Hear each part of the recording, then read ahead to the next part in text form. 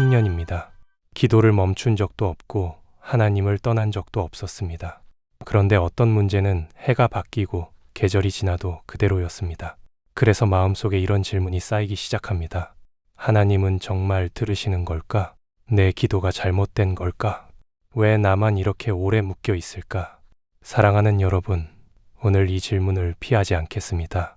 왜 어떤 문제는 오래도록 풀리지 않는지, 왜 우리는 같은 기도를 반복해도 변화가 없는지, 성경이 말하는 기도의 핵심을 함께 살펴보려 합니다.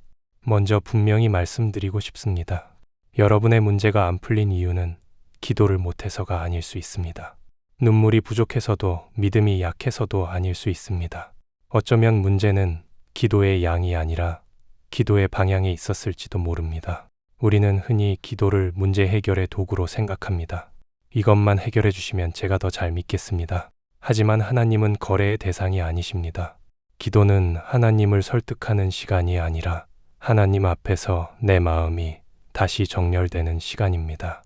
그래서 어떤 문제는 해결보다 먼저 하나님이 우리 안에서 다루실 것이 있기 때문에 오래 남아 있기도 합니다. 오늘 영상은 이렇게 말합니다. 10년 동안 묶였던 문제가 이 기도 하나로 풀렸습니다. 하지만 저는 먼저 기도문을 드리지 않겠습니다. 하나님은 문장에 응답하시는 분이 아니라 중심에 응답하시는 분이기 때문입니다. 정말 중요한 질문은 이것입니다. 무엇을 말했느냐가 아니라 하나님 앞에서 내가 어디로 돌아섰느냐입니다. 지금도 오래 붙잡고 있는 문제가 있으십니까? 오늘은 해결을 찾으려 애쓰기보다 하나님을 다시 바라보는 자리로 함께 나아가길 원합니다. 그곳에서 묶였던 문제가 풀리기 시작하는 기도의 본질을 차근차근 나누겠습니다. 그럼 이제 시작하겠습니다. 먼저 왜 어떤 문제는 이렇게 오래 묶여 있는가를 성경의 원리로 알아보겠습니다. 여기서 중요한 건 하나님이 무능하시거나 무관심하셔서가 아니라는 점입니다. 오히려 문제의 시간이 길어질수록 하나님은 우리를 더 깊은 자리로 부르실 때가 많습니다. 성경은 이렇게 말합니다.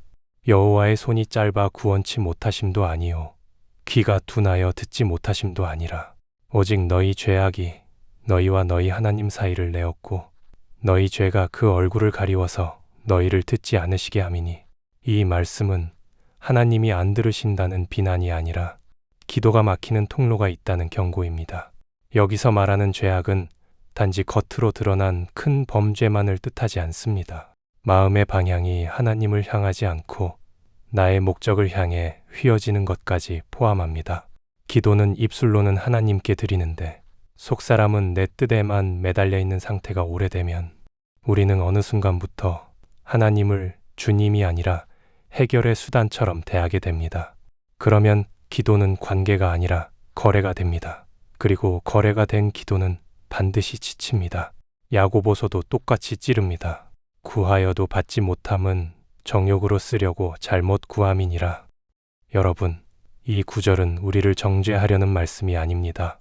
오히려 하나님께서 받지 못함의 이유를 분명히 알려주시며 다시 길을 열어주시는 은혜입니다. 문제는 구한다는 행위가 아니라 왜 구하는가입니다. 우리가 진짜로 하나님을 구하는지 아니면 하나님을 이용해서 내 계획을 완성하려는지 내 마음이 그 경계선 위에 서 있을 때가 있습니다. 그 경계선이 오래 유지되면 문제는 묶여 있는 것 같고 기도는 공허해지며 신앙은 의무로 바뀝니다. 또 시편은 더 단순하고 날카롭게 말합니다. 내가 내 마음에 죄악을 품으면 주께서 듣지 아니하시리라. 여기서 품는다는 말은 잠깐 스쳐간 생각이 아니라 마음속에 자리를 내어주는 태도입니다. 미움, 교만, 고집, 끝까지 내려놓지 않는 판단, 하나님께 맡기지 못하는 통제 욕구, 이런 것들이 마음 한편에서 뿌리를 내리면 기도는 입으로는 올라가도 영혼은 무겁고 둔해집니다. 그러면 우리는 하나님께 더 가까이 가는 게 아니라 종교적인 말만 더 많이 하게 됩니다. 오래 묶인 문제는 종종 그 지점에서 시작됩니다. 하나님이 멀리 계신 게 아니라 내 마음이 하나님을 주임으로 모시지 않는 상태가 오래 지속된 것입니다. 그런데 더 깊이 들어가면 오래 묶인 문제에는 또 하나의 공통점이 있습니다. 문제가 하나님보다 커진 상태입니다. 문제가 크면 클수록 우리는 하나님께 기도하는 것 같지만 사실은 문제를 바라보며 기도합니다. 문제를 분석하고 경우의 수를 만들고 최악의 결말을 상상하고 그 불안한 마음으로 기도의 문을 열어버립니다. 그러면 기도는 믿음의 고백이 아니라 두려움의 보고서가 됩니다. 하나님께 나아가기는 하지만 하나님을 바라보는 것이 아니라 재촉하는 자리에 서게 됩니다. 그래서 잠언은 우리를 다시 돌려 세웁니다. 너는 마음을 다하여 여호와를 의뢰하고 내 명철을 의지하지 말라. 너는 범사의 그를 인정하라. 그리하면 내 길을 지도하시리라.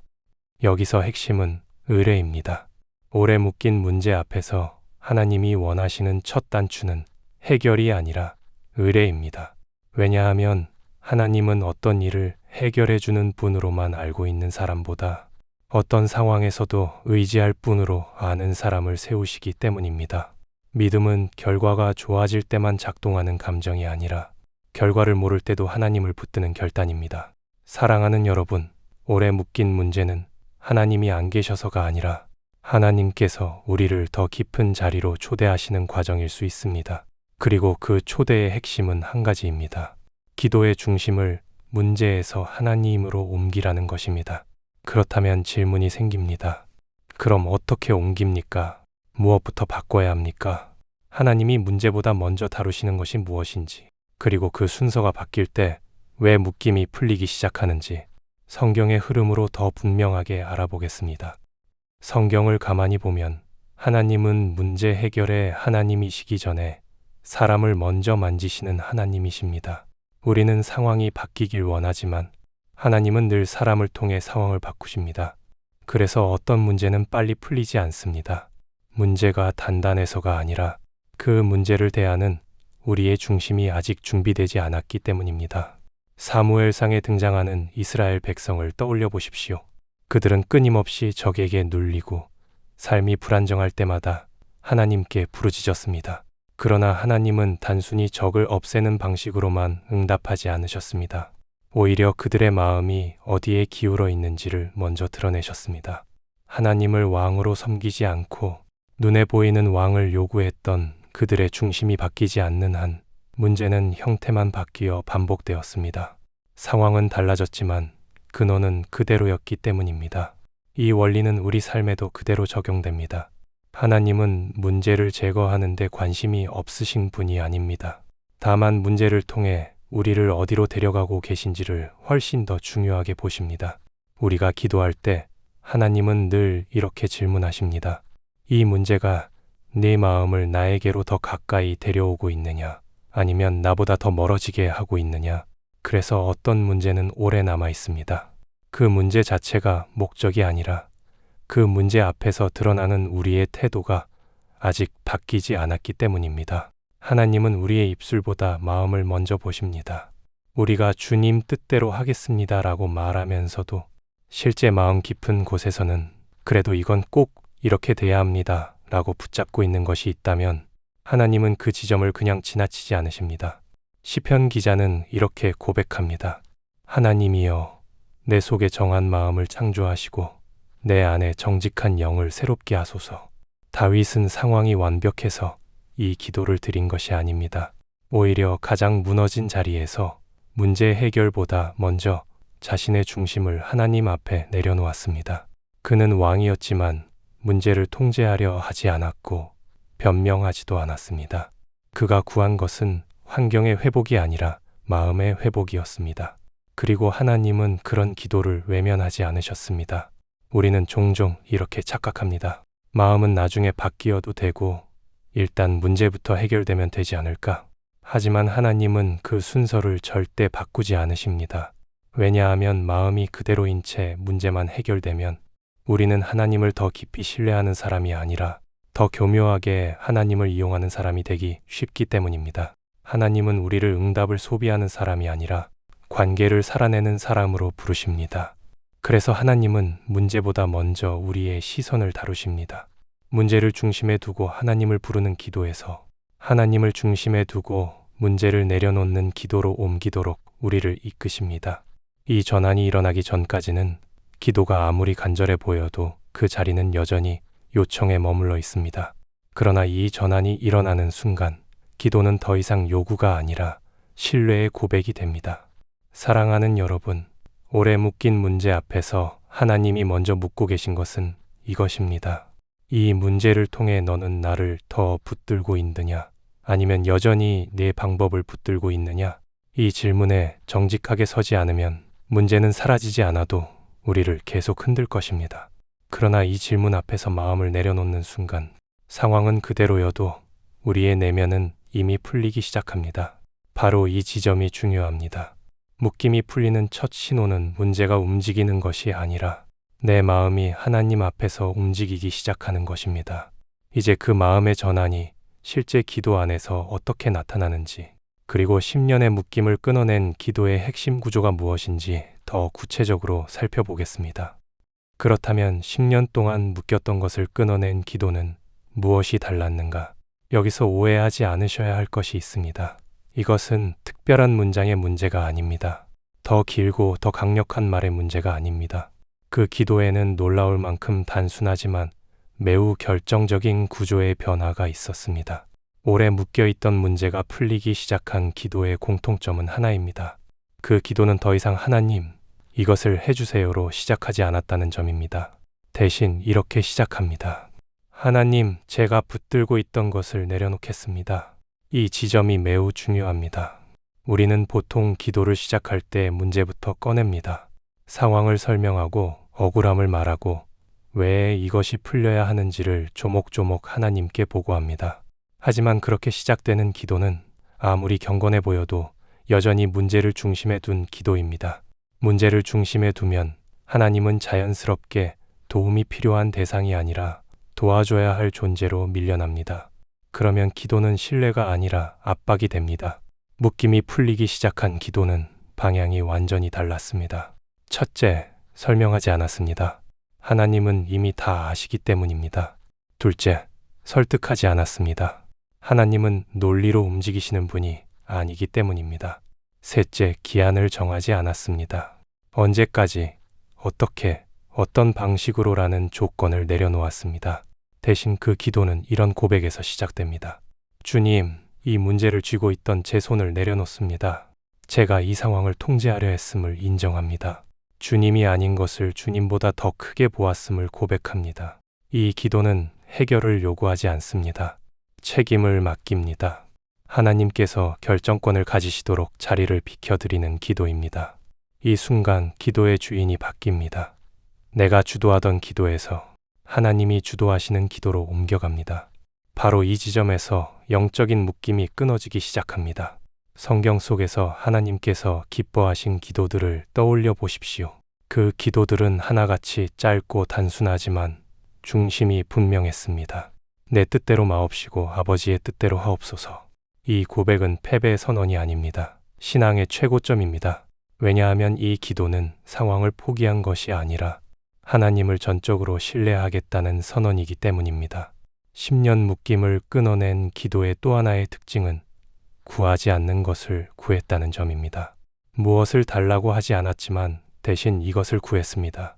하나님 앞에 숨지 않게 해달라는 것, 내 마음의 거짓 평안을 벗겨달라는 것, 결과와 상관없이 하나님을 붙들 수 있는 믿음을 달라는 것. 이 기도는 당장 상황을 흔들지 않을 수도 있습니다. 하지만 반드시 사람을 흔듭니다. 그리고 하나님은 늘 사람을 흔드신 뒤 상황을 움직이십니다.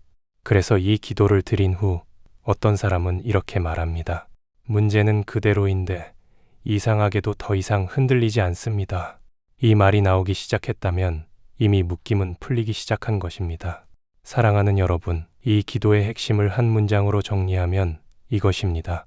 하나님을 움직이려는 기도를 멈추고 하나님께 나를 맡기는 기도로 바뀐 순간, 그 순간부터 기도는 더 이상 응답을 끌어내는 수단이 아니라 하나님과 동행하는 자리가 됩니다. 이제부터 이 기도가 실제 삶에서 어떤 변화를 만들어내는지 살펴보겠습니다. 문제가 풀리기 전에 먼저 나타나는 분명한 신호들, 마음과 태도에서 일어나는 변화들, 그리고 그것이 왜 하나님의 응답이 시작되었다는 증거가 되는지를 차분히 나누겠습니다. 기도를 바꿨는데 왜 상황은 아직 그대로일까? 하지만 성경이 말하는 응답의 시작은 눈에 보이는 환경이 아니라 사람 안에서 먼저 나타나는 변화입니다. 10년 동안 묶였던 문제가 풀리기 시작할 때 가장 먼저 움직이는 것은 문제가 아니라 나 자신입니다. 묶임이 풀리기 시작했다는 첫 번째 신호는 마음의 평안입니다. 이 평안은 문제가 사라졌기 때문에 오는 감정이 아닙니다. 오히려 문제가 여전히 있는데도 불구하고 찾아오는 설명하기 어려운 안정감입니다.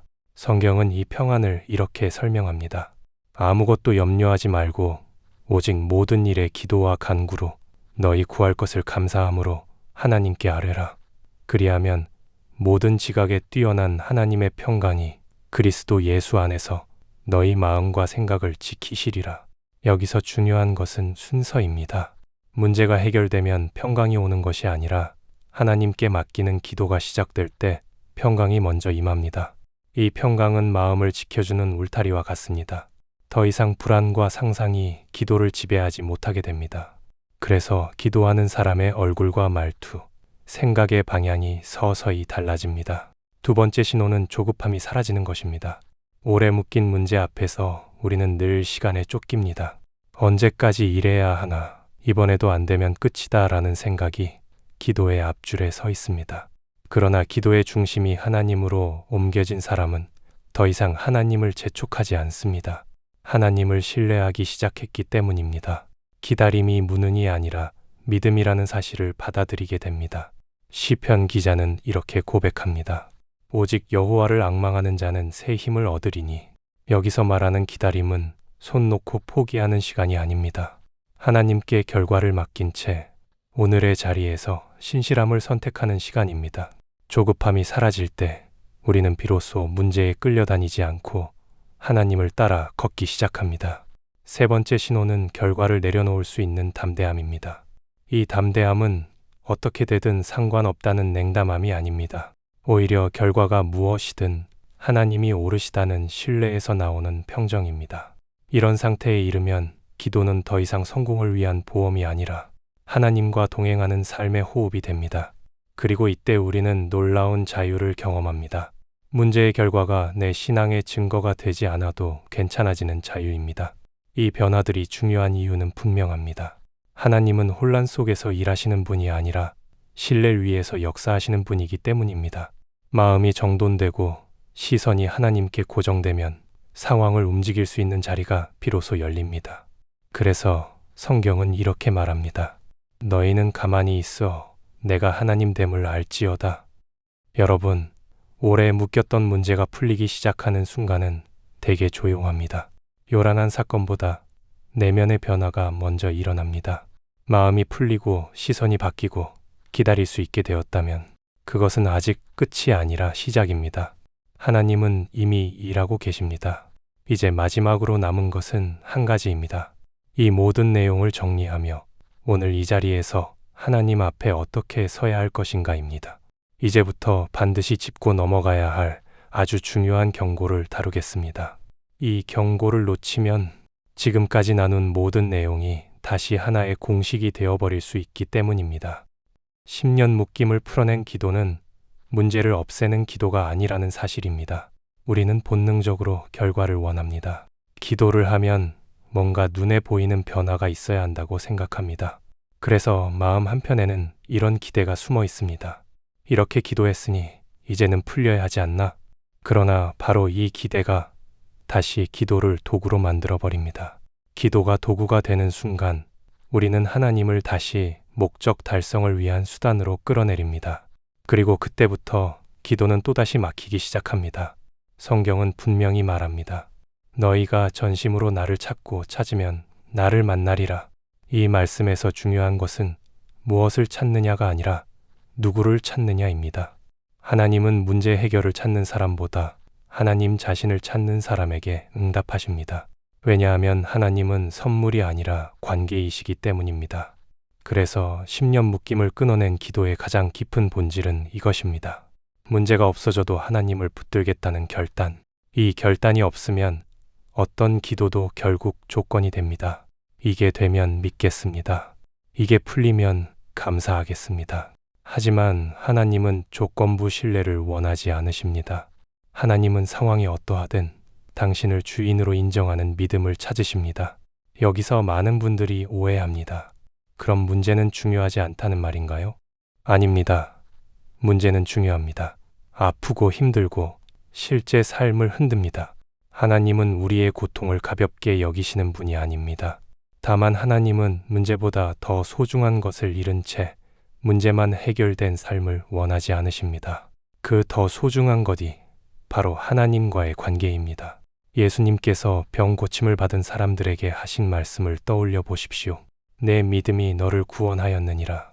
예수님은 단지 몸이 나은 것을 강조하지 않으셨습니다. 그들이 하나님께로 돌아왔는지를 보셨습니다. 그래서 어떤 사람은 병이 나았어도 다시 길을 잃었고, 어떤 사람은 모든 상황이 바뀌지 않았어도 새로운 삶을 살기 시작했습니다. 여러분, 핵심은 이것입니다. 기도를 결과를 얻기 위한 방법으로 끝내지 말라는 것입니다. 이 기도는 문제를 없애기 위한 기도가 아니라 하나님을 다시 주인으로 모시는 기도입니다. 그래서 이 기도를 드린 사람은 결과가 나오기 전에도 이미 자유로워집니다. 문제에 묶여있던 사람이 아니라 하나님께 속한 사람으로 서게 됩니다. 만약 지금 이 영상을 보며 마음속에 이런 생각이 든다면 그래도 아직 문제가 그대로인데 그 생각 자체를 숨기지 마십시오. 하나님은 정직한 마음을 기뻐하십니다. 다만 그 생각을 붙들고 하나님을 시험하지는 마십시오. 대신 이렇게 고백해 보십시오. 주님, 저는 아직 잘 모르겠습니다. 하지만 주님이 오르심은 믿고 싶습니다. 이 고백이 바로 묶임이 완전히 끊어지는 자리로 가는 문 앞에 서는 것입니다. 이제 마지막으로 지금까지의 모든 말씀을 정리하며 하나님 앞에 함께 서보려 합니다. 이제 말씀을 정리하며 다시 처음의 질문으로 돌아가 보겠습니다. 왜 어떤 문제는 10년 동안이나 묶여 있었을까요? 그리고 왜 그 문제는 어느 날 갑자기 환경이 바뀌어서가 아니라 기도의 방향이 바뀌는 순간부터 풀리기 시작했을까요? 오늘 우리가 함께 확인한 것은 분명합니다. 묶임의 시간은 하나님의 침묵이 아니라 하나님의 방치도 아니었습니다. 그 시간은 우리를 외면하신 시간이 아니라 오히려 더 깊은 자리로 부르신 시간이었습니다. 문제를 해결하지 않으심으로 하나님은 우리를 버리신 것이 아니라 문제보다 더 중요한 것을 잃지 않도록 붙드셨던 것입니다. 우리는 그동안 너무 오래 문제를 중심에 두고 기도해 왔을지도 모릅니다. 왜 아직입니까? 언제까지입니까? 이렇게까지 했는데도 안 되는 이유가 무엇입니까? 이 질문들은 충분히 인간적이고 이해할 수 있는 질문입니다. 하나님은 우리의 연약함을 아시는 분이기에 그 질문을 꾸짖지 않으십니다. 그러나 하나님은 그 질문 뒤에 있는 마음의 방향을 보십니다. 문제를 붙들고 하나님을 부르고 있는지, 하나님을 붙들고 문제를 내려놓고 있는지, 그 차이가 기도의 문을 여는지 막는지를 가릅니다. 10년 묶임을 풀어낸 기도는 특별하지 않았습니다. 길지도 않았고 화려하지도 않았습니다. 다만 분명한 한 가지가 있었습니다. 주님, 이 문제보다 주님을 선택하겠습니다. 해결보다 관계를 택하겠습니다. 결과보다 주님이 오르심을 믿겠습니다. 이 고백이 나오기 시작한 순간 문제는 여전히 그 자리에 있었지만 사람은 더 이상 그 문제에 묶여 있지 않았습니다.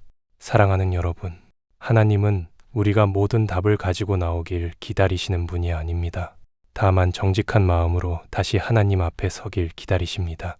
아직도 답이 없고 아직도 상황이 그대로여도 괜찮습니다. 지금 이 순간 하나님을 다시 바라보는 선택이 시작이라면 그 자체로 이미 묶임은 끊어지고 있는 중입니다.